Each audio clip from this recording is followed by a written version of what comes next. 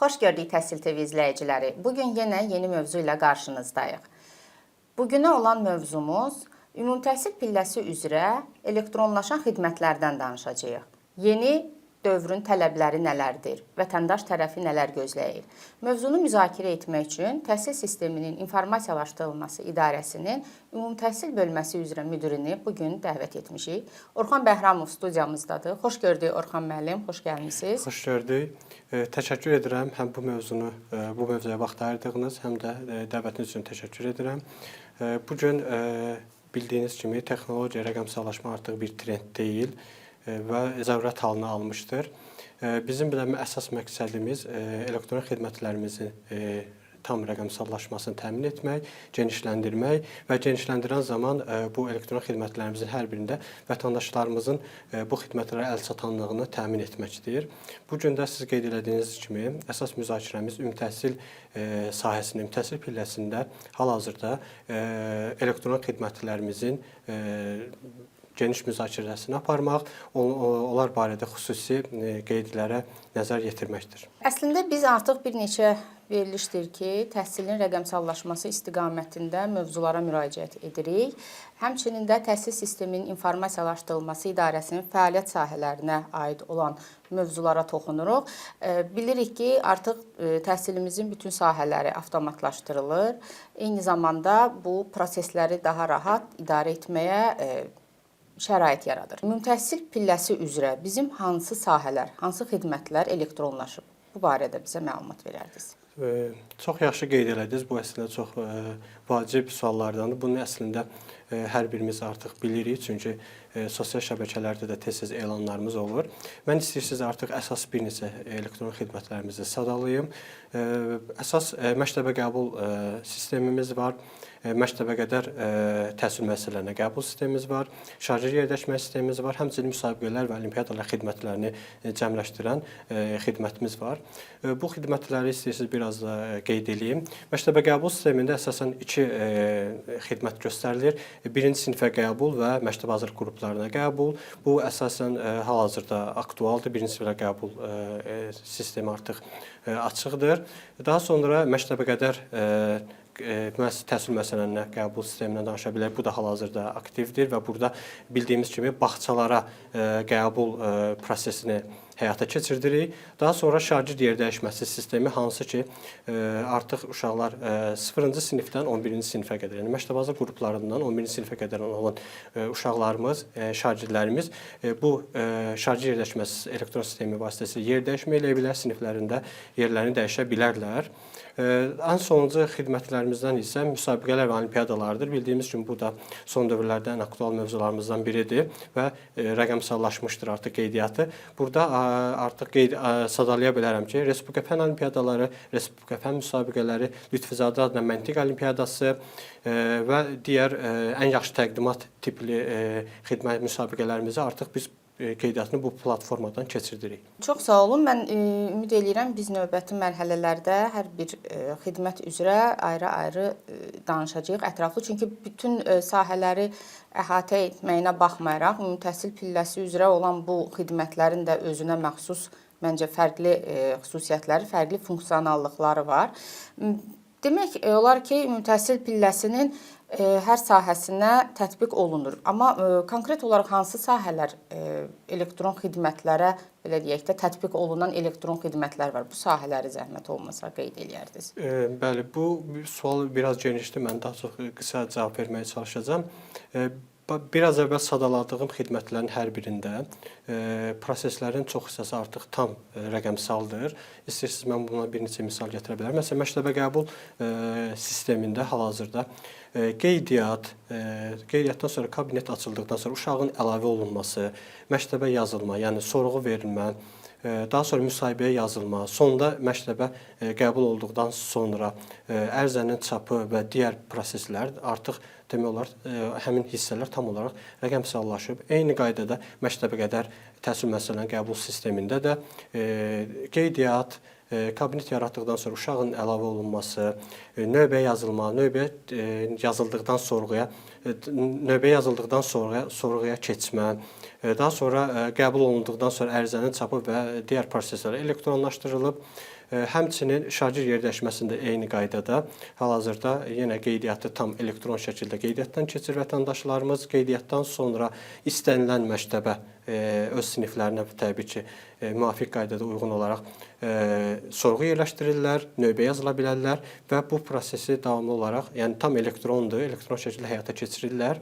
Daha sonra Respublika Fənn Olimpiadaları, Lütfüzadə adına Məntiq Olimpiadası və Respublika Fənn müsabiqələrdə eyni qaydada qeydiyyatı tam olaraq elektrondur. Portal Edaz elektron xidmətindən qeydiyyatdan keçərək vətəndaşlar istənilən, yəni olimpiyadanın ümumi prinsipinə uyğun olaraq fənlərini seçirlər, istiqamətlərini seçib müraciət göndərirlər. Hətta olimpiadalarda digər üstünlüklərdən biri qeydiyyatdan keçdikdən sonra onların hansı məktəblərdə imtahan verəcəkləri ilə bağlı buraxılış vərəqələrini çap edə bilirlər. Daha sonra buraxılış vərəqəni çap etdikdən sonra ümumiyyətlə imtahanda iştirak etdikdən sonra nəticələrini Portal Edazdan görə bilirlər. Bu sadaladığım bütün elektron xidmətlərimizi hal-hazırda genişləndiririk və təkmilləşdiririk. Necə düşünürsüz? Bu qədər işin aparılması, sahələrin elektronlaşdırılması nə qədər vacibdir? Yəni burada yaranan zərurət nədən ibarətdir? Bu da çox yaxşı sualdır. Çünki elə bu sualla biz əslində rəqəmsallaşmanı, elektronlaşmanı bu sualla biz başa düşə bilərik. Burada mən qeyd edəcəyim əsas birinci məsələ vaxt məsələsidir, sürət məsələsidir. Bilirsiniz ki, əvvəlki dövrlərdə hansı ki xidmətlərə müraciət eləyən zaman hansı ki tam elektron deyildi, o zaman vətəndaşlar yaxınlaşırdı təhsil müəssisələrinə, regional idarələrə və digər məsələlərə, hansı ki orada insanlarla birbaşa ünsiyyətdə idilər və bu ciddi vaxt itkisinə gətirib çıxardı. Çünki bir insan bir yerdən digər yerə hər hansı bir formada gedirdi və oradan o öz işini həll etməyə çalışırdı. İndi isə biraz fərqlidir. Çünki proses tam elektrondur. İstənilən şəxs, istənilən vətəndaşımız öz mobil telefonundan hətta öz internetə çıxışı olan hər hansı bir resursdan bizim xidmətlərimizə müraciət edə bilər tam şəkildə. Yəni bu baxımdan, vaxt baxımından ciddi bizə müsbət yanaşma gətirib, müsbət yəni avantajları çoxdur. Daha sonra ikinci qeyd edəcəyim ən vacib məsələ şəffaflıq məsələsidir. Yəni bildiyiniz kimi də sistemlər elektronlaşdıqca təbii ki tam şəffaflaşır. Çünki artıq burada indi məktəbə qəbul sistemindən bir misal gətirib. Məsələn, orada artıq valideynlər, vətəndaşlar uşaqlarını məktəbə sorğuya yazarkən artıq həm məktəbi seçirlər, məktəbi seçdikdən sonra müəllimi seçirlər. Hətta orada boş yer olub-olmadığı bilinir. Yəni əgər boş yer yoxsa müəllim boz rəngdə olur, digərləri qara rəngdə olur. Yəni tam şəffaf şəkildə, yəni daha tez olsan, həmin müəllimi seçib sorğunu verə bilirsən. Əvvəlki qaydada isə bu çox çətin idi. Sən yaxınlaşırdın məktəbə, müəllim seçimində necə olacaqdı, yəni hansı proseslər baş verəcəkdi, hansı sənədlər təqdim edəcəkdi, bu çətin idi. Amma hal-hazırda çox elektron, tam rəqəmsaldır proses. Daha sonra şəffaflıqdan savayı vətəndaş məmnunluğunun da əslində bu həm vaxt, sürət baxımından bizdə optimallaşma, şəffaflığın artımı gətirib təbii ki, nəyə çıxardacaq? Vətəndaş məmnunluğuna. Çünki əvvəl hər hansı bir yerdən bir yerə gedib, əgər böyük bir vaxt sərf eləyirdin, sonra bilmirdin ki, burada boş yer var, boş yer yoxdur, bu məktəb ümumiyyətlə uyğundur, uyğun deyil. Bunlar bilmirdin. Amma hal-hazırda bunların hamısını bilirsən və dəqiqələr içində bu prosesi keçirsən deyə düşünürük ki, artıq vətəndaş məmnunluğumuz da yüksək səviyyəyə çatmalıdır. Daha sonra isə növbəti burada bizim üstünlüklərimizdən biri də idarəetmə operativliyi tənzimləyir. Bu nə deməkdir? Artıq necə ki, əvvəl müəssisəyə yaxınlaşıb qəbul edilirdilərsə, hal-hazırda indi mərkəzi sistemdən idarə olunur. Artıq həm nazirlik, həm yuxarı qurumlar artıq rahat şəkildə nəzarət edə bilir ki, burada proses düzgün tənzimlənir. Həmçinin vaxtında hesabatlılıq verə bilir. Həmçinin digər proses olaraq artıq bəzi hissələr avtomatlaşdırılıb deyə bir də o proseslər keçməyə ehtiyac yoxdur. Çünki proses operativ şəkildə elə sistem tərəfindən həll olunur, tənzimlənir. Daha sonra isə burada insan səhvlərinin azaldılmasını da qeyd edə bilərik. Bu da çox vacib mövzulardan biridir. Çünki əvvəlki qaydada hər hansı bir kağız daşıyıcı vasitəsilə olanda hansısa qarışıqlıq yarana bilərdi, amma hal-hazırda sistem avtomatik şəkildə bunu tənzimləyir. Artıq sən avtomatik şəkildə müəllimini seçə bilirsən və yaxud digər layihədən, digər xidmətdən gətirim. Olimpiadalarda istənilən istiqaməti rahat şəkildə seçə bilirsən və o avtomatik şəkildə toplanılır. Yəni burada artıq heç bir insan əməyi olmadığı üçün rahat şəkildə heç bir səhv baş vermir və proses tam olaraq yekunlaşır. Yəni bu qeyd elədiklərim hamısı bir-birindən asılı üstünlüklərdir və bir neçəsini də sadalamaq olar, amma düşünürəm ki, qeyd elədiklərim ümumiyyətlə elektron xidmətlərin elektronlaşması, rəqəmsallaşmasını sübut eləyir və bariz nümunəsidir ki, proses yaxşılaşır. Təkmilləşmişləri daha da belə deyək də artan skala ilə templə davam edir. Mən sizi dinlədikdə, yəni siz qeyd elədiniz bağçalara qəbuldur, məktəbə qəbuldur, hazırlıq qruplardır, eyni zamanda sinifdən sinifə bu şagird yer dəyişməsi elektron xidmətidir. Burada bəzi terminlər var ki, hansılar ki, həqiqətən izaha, açıqlamasına ehtiyac yaranır. Bu belə deyək də, hər bir xidmətdə qeydiyyat prosesi mövcuddur. Valideynlər keçir müəyyən müvafiq platformalardan kabinet açırlar. Daha sonrası övladlarını əlavə edirlər. Daha sonraki proses, məsələn, əgər şagird yer dəyişməsidirsə, sorğu yerləşdirilir. Bu sorğu ifadəsi həm məktəbə qəbulda var, belə başa düşürəm, həm birinci sinifə hazırlıq, eyni zamanda bağçaya qəbulda da var. Növbəyə yazılma prosesi deyə bir prosesdə mövcuddur. Həmçinin prioritetlər deyə bir məfhumumuz da var. İstəyərdim ki, bu fərqliliyi bizə izah edəsiniz. Hər bir xidmət üzrə olan bu terminləri vətəndaşlar necə bir-birindən ayıra bilər? Bəli, çox sağ olun növbəti sual üçün. Bu qeyd elədikləriniz təbii ki, son zamanlar həqiqətən vətəndaşlar tərəfindən çaşqınlıq yarada bilir. Çünki siz deyən kimi mən məktəbə qəbul sistemində sorğu növbə məsələsi ilə məktəbəqədər qəbul sistemindəki sorğu növbə məsələsi biraz fərqlənir təbii ki. Mən birinci məsləhət görərdim ki, hər bir xidmətə daxil olan zaman onun təlimatları ilə tanış olsunlar. Orada əslində biz hansı terminlərin necə istifadə olunması barədə məlumatlar veririk. Gəlin biz onda bir neçə sistemimizi bu fərqlərini qeyd eləyək. Birinci məktəbə qəbul sistemini bildirə bilərəm. Məktəbə qəbul sistemində əsas anlayışlardan biri elə qeyd elədiyiniz kimi sorğudur. Növbə anlayışı da artıq var məktəbə qəbul sistemində və prioritet məsələsi. Bu anlayışlar belədir ki, birinci artıq keçən ildən artıq bizim yeniliyimizdir ki, bizim Bakı Avropa Liseyi və bir sıra məktəblərimiz var ki, müsabiqə ilə qəbul aparır. Bu məktəblərdə qəbulu aparan zaman uşaqlar onların imtahanları yay ayında baş verdiyinə görə elektron xidmətimiz də məktəbə qəbul, yəni birinci sinifə qəbul elektron xidməti isə may ayında başladığına görə bəzən narahatçılıqlarını bildirirdilər ki, artıq yerlər dolur. Biz Bakı Avropa Liseyini seçdikdən sonra oradan müsbət cavab almadığımız təqdirdə məktəblər dolur və biz qalırıq. Biz o baxımdan artıq biz yenilik gətirmişik. Daha doğrusu keçən ildən var və istifadə olunur növbə anlayışı. Bu qeyd edildik Bakı Avropa Liseyi və bir sıra bizim müsabiqə yolu ilə qəbul aparan müəssisələrimizdə artıq növbə məsələsi var.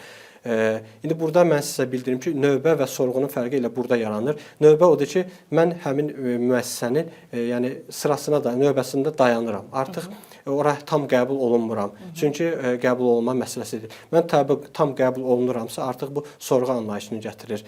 Yəni mən sorğumu verir, müraciət eləyirəmsə, müraciət tam tamamlanıb bitirsə, bu artıq sorğu anlayışı, sorğu deməkdir. Yəni ora qəbul olmuşam artıq. Qəbul olunmuşam, artıq hər şey bitib, mənim sorğum var. Amma digər məsələ isə növbə anlayışı isə elə deyil. Növbədə mən orada artıq növbəlik prinsipində dayanmışam. Mən keçəcəyim etaplar var. Həmin etapları məsələn keçdikdən sonra tam yekunlaşdıqda artıq mənim növbəm sorğuya keçəcək.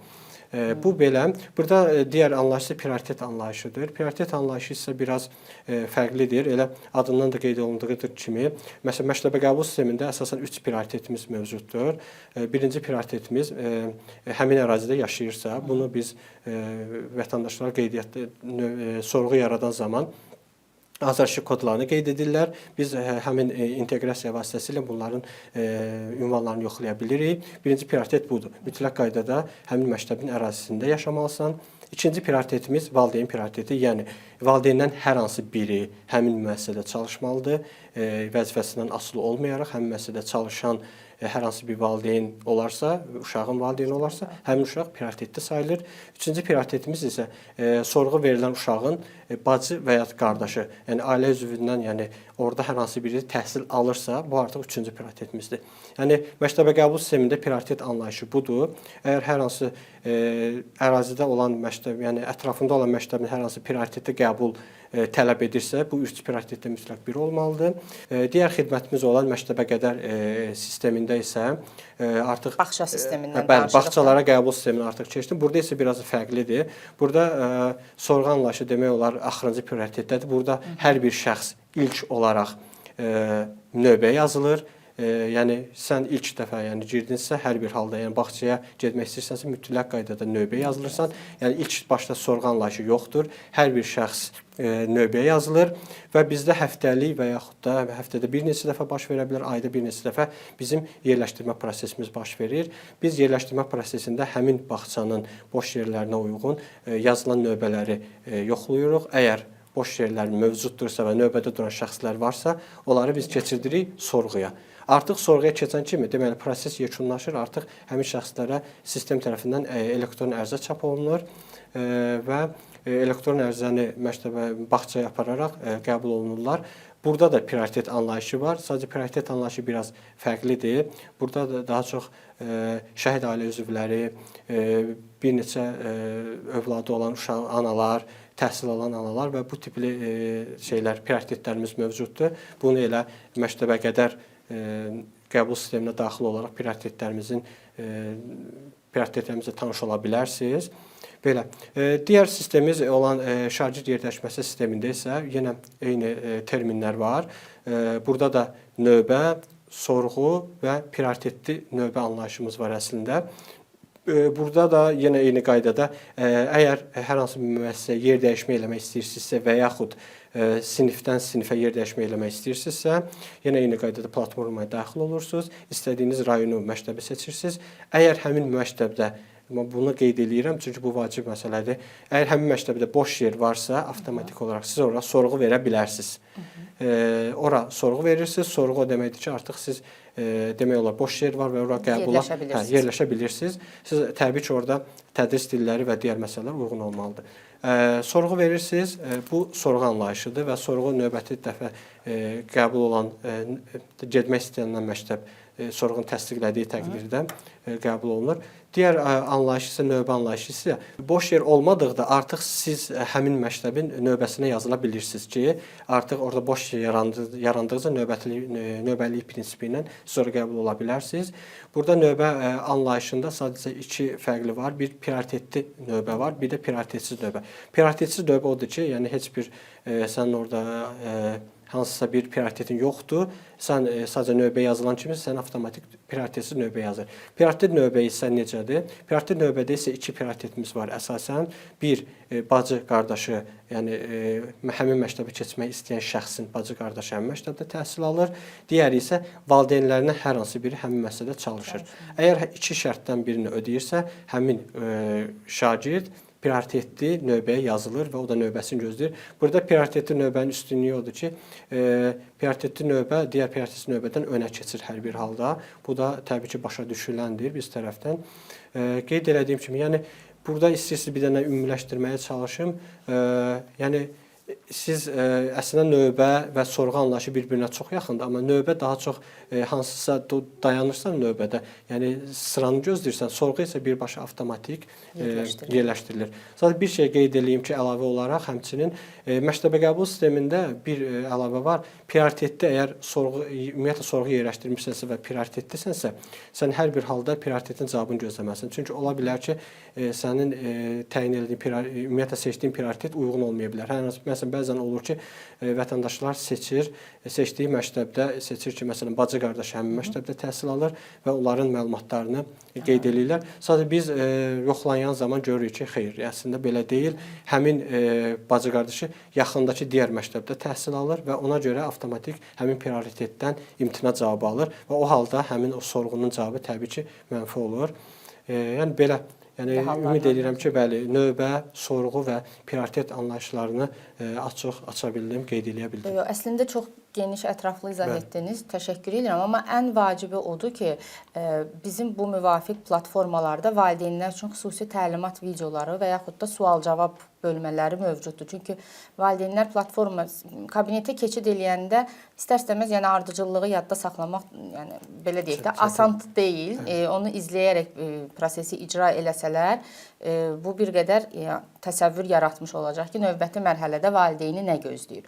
Bəs yaxşı, belə bir sual verim Orxan müəllim. Valideyn qeydiyyatını deyək ki, kabinetə keçid elədi, müvafiq platformada sorğumu, növbəmi seçdi. Bəs bu proseslə bağlı valideyn necə məlumatlı olur? Deməli, burada elə elektronlaşmanın nəticəsi olaraq danışa bilərik ki, artıq yenə mən müqayisəyə gedəcəm. Çünki köhnə qaydada sən artıq məktəbə hər hansı bir formada kağız versiyasına müraciət elədikdə, bunun nəticəsini yalnız ya sən gedərək ya da növbəti gün və günlərlə həmin yerə gedərək öyrənməlidir. Amma elektron xidmətlərimizdə artıq belə deyil. Sən vətəndaş kabinet yaratdıqdan sonra rahat şəkildə öz kabinetində proseslərini izləyə bilər. Necədir? Artıq orada rahat platformamızda yerlər var. Həm siz dediyiniz kimi təlimat hissələrimiz var, hansı ki sorğu necə verilməlidir, necə növbə yazıla bilər, prioritetlərimiz nələrdir, hansı etaplar var və bunlar barədə bizim təlimatı videolarımız, təlimatı sənədlərimiz mövcuddur. Sənə rahat şəkildə sistemə daxil olub baxa bilərlər. Həmçinin bizim əlavə olaraq əks əlaqəmiz var, hansı ki vətəndaşlarımız həm məktəbə qəbul sistemində, məktəbəqədər sistemində vətəndaşlarımız əks əlaqə bölməsinə yazaraq siz deyən kimi məlumatlar ala bilər ki, ümumiyyətlə etaplar nələrdir və hansı mərhələlər var. Digər məsələ isə hansı ki artıq vətəndaş məlumatlıdır və hər hansı bir yerdə sorğu və növbə verib. Ondan sonra isə artıq bizim onsuz da sistem üzərindən verdiyi sorğunun nəticəsini izləyə bilir. Orada sorğunun növbəti etapı məsələn nədirsə, artıq sistem onlara göstərir ki, bizi növbəti etapda nə gözləyir və yaxud imtina cavabı aldıqda imtinanın səbəbi, sorğu təsdiqləndikdə onun hansı sənədləri məktəbə aparmalıdır, daha sonra növbə sorğuya keçdikdə nə baş verir, növbə imtina aldıqda nə baş verir və bu tipli cavabların hamısını platformadan izləyə bilər. Həmçinin bizdən əlavə olaraq biz bəzi xidmətlərimizdə, elə məktəbə qəbul sistemində əlavə olaraq sorğu qəbul olunduğu zaman SMS bildirişlər veririk. Vətəndaş əgər elektron poçtla qeydiyyat edibsə, elektron poçtuna uşağın qəbul olunduğu müəssisə barədə məlumatlar təqdim edirik və düşünürəm ki, bu indiki dövrdə həqiqətən vətəndaş üçün çox əlçatandır. Həm sorğunun rahat şəkildə elektron verilməsi, həm nəticənin izlənməsi, həm nəticədən sonra növbəti etapın olması, həmçinin struktur bölmə nazirinin əməkdaşı və yaxud da öz müəssisəsi ilə əlaqə saxlamağı təbii ki, böyük bir üstünlükləridir. Belə. Yəni belə deyək də, proseslərin avtomatlaşdırılması, vətəndaş tərəfində məlumatlı olması, bunlar bir-birini tənzimləyir və vətəndaş ən azından növbəti mərhələdə nə baş verəcək və onu nələr gözləyir, hansı mərhələdə, hansı addımlar atılmalıdır, bu barədə məlumat əldə edə bilir. Bəs indi belə bir sual verim sizə, Orxan müəllim. Qeyd elədiyiniz platformalar deyək, bu xidmətlər təbii ki, ilin müəyyən dövrlərində açıq ola bilər də. Biz bunu il boyu yəni aktivliyini görmürük. Məsələn, deyək, bağçaya qəbul olsun, məktəbə qəbul olsun, bu xidmətlərimizin aktiv aralığı il ərzində hansı dövrləri əhatə eləyir? İstəyərdim bu barədə bizim vətəndaşlara da məlumat verəsiniz. Bəli. Bildiyiniz kimi biz əsasən bizim öz Təhsil Nazirliyinin platforması olan, veb saytı olan Eduqovazda biz artıq xidmətlərimizin təqvimi var. Bəli, bu böyük bir yenilikdir. Siz artıq Eduqovazdakı təqvimə daxil olaraq xidmətlərimizin açılıb bağlanma vaxtları ilə tanış ola bilərsiniz. Orada bütün mərhələlər üzrə qeydlər olunub.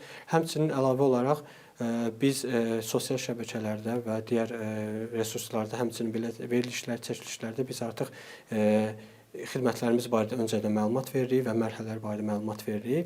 Yekun olaraq isə sizin sualınız olaraq mən istəyirsiniz xidmətlərin vaxtlarını qeyd edeyim ümumi olaraq. Elə məktəbə qəbul sistemində 2 dənə bildiyiniz kimi xidmətimiz, birinci sinifə qəbul və məktəb hazırlıq qruplarına qəbul barədə məlumat verir. Məktəb hazırlıq qrupları daha çox iyul-avqust ayında başlayır qeydiyyat, sorğu vermə prosesi başlayır. Sentyabr ayında dərs gününün bir gün əvvəlinə qədər davam edir. Birinci sinifə qəbul hal-hazırda başlayıb, aktiv layihəmizdir və o mayın ilk yarısı, yəni ilk həftələri başlayır. Həm son tendensiya artıq belə davam edir və o da eyni qaydada məktəb hazırlıq qruplarının bitməsinə qədər, yəni sentyabr ayının ortasına qədər davam edir. Daha sonra isə bir sıra xidmətlərimiz var ki, biraz daha çox başlayıb bitmədən savayı davamlı aktiv qalır və bəzi dövrlərdə bağlı qalır. Bunlardan elə bayaq məlumat verdiyim xidmətlərdən şagird yetişdirmə sistemidir ki, bəli, bu sistem demək olar il boyu aktivdir. Bəzi dövrlərdə bu bizim komplektasiya dövrlərimizdə bu xidmətlər məlum səbəblərə görə bağlanılır. Çünki biz orada təkmilləşdirmə işləri aparırıq. Amma şagird yerləşməsinin əsas yay dövrü başlayır. Avqust ayında açılır, elə sentyabr ayının əvvəlləri bağlanılır. Növbəti birinci yarım il üzrə period açılır normal olaraq oktyabr ayında və dekabrın sonuna qədər davam edir. İkinci yarım il dövrümüz isə fevral ayının ikinci yarısından başlayır ümumi olaraq və may ayının sonuna qədər davam edir. Və bu xidmətimiz demək olar il boyu aktivdir. Məktəbə qədər təhsil müəssisələrinin qəbul sistemimiz də demək olar şagird yerləşməsi kimidir, il boyu aktivdir. Burada da elə eyni qaydada bəzi periodlarda təkmilləşdirmə işlərinə görə bağlanılır. Məktəbə qədər təhsil müəssisələrinə qəbul sistemi iyul ayında birmənalı başlayır, qeydiyyat açılır. Daha sonra sentyabrın əvvəli qısa müddətli bağlanır, daha sonra yenidən aktivləşdirilir və demək olar növbəti ilin, yəni tədris ilinin may ayına qədər artıq davam edir, açıq qalır, may ayında bağlanır və yenə də iyul ayına qədər 2 ay bağlı qalır təkmilləşdirmə işləri və belə davam edir. Respublika fənn olimpiadaları, digər layihələrimiz olan Respublika fənn olimpiadaları birmənalı şəkildə elə noyabr ayında çox vaxt başlayır. Son dövrlərdə noyabr ayında başlayır. O da davam edir elə may ayına qədər. Eyni qaydada Lütfüzadə Məntiq Olimpiyadası və Respublika fənn müsabiqələri də normal olaraq fevral ayında başlayır və o da may-iyun aylarında bitir. Yəni digər məsələ olaraq sizin qeyd etdiyiniz kimi bizim sosial şəbəkələrdən məlumatları əldə edə bilərlər vətəndaşlarımız, xidmətlərimizdəki təlimatlara baxa bilərlər və eyni qaydada bizim digər resurslarımıza çıxış edərək xidmətlərimizin vaxtları barədə məlumat ala bilərlər. Çox sağ olun Orxan müəllim. Əslində hər bir xidmət haqqında düşünürəm ki, əlavə görüşlərə ehtiyac var. Çünki hər bir xidmətin kifayət qədər prosesi, müvafiq proseslər var ki, həm vətəndaş tərəfi, həm belə deyək də maraqlı tərəflərə faydalı ola biləcək məlumatları paylaşmaq lazımdır. Buna görə də düşünürəm biz sizinlə yenə də görüşəcəyik. Çünki bu qədər işin içində çox sağ olun, vaxt ayırıb gələ bildiniz. Təşəkkür edirik. Yeri gəlmişkən bilirəm ki, indi hazırda birinci siniflərə qəbul prosesi artıq başlanılıb. Yəni iyun ayına qədər proses davam edəcək. Uğurlar arzu edirəm. Təşəkkür edirəm vaxt ayırıb gəldiyiniz üçün. Çox sağ olun dəvətiniz üçün. Təşəkkür edirəm. Hörmətli Təhsil TV izləyiciləri, bugün sizinlə biz ümumi təhsil pilləsi üzrə elektronlaşan xidmətlərdən danışdıq. Diqqətiniz üçün təşəkkür edirəm. Gələn həftə görüşənədək sağ olun.